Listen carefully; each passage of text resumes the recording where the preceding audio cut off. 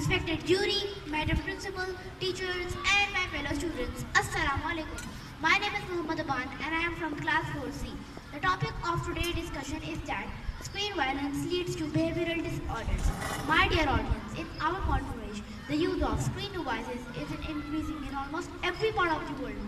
People are more connected than ever before, with easy access to highly portable devices like laptops, smartphones and tablets that allow media consumption at any time of day.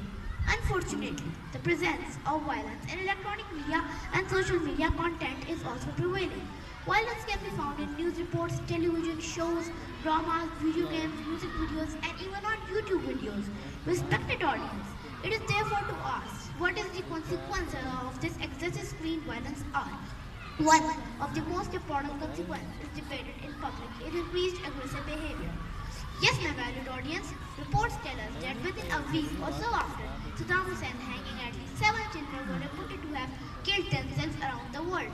Oh my God, including 9-year-old Bashar Ali who hanged himself from a ceiling fan in his home in Rahim Yar Khan with the help of his 10-year-old sister. Why, my respected fellows, why? Yes, Bashar Ali was reenacting Saddam Hussein's death, which he watched on screen several times.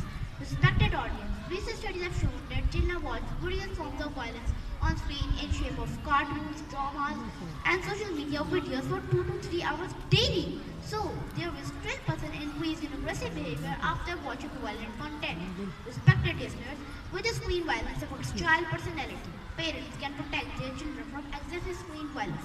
They should monitor what their children are watching on screens and sometimes sit and watch them.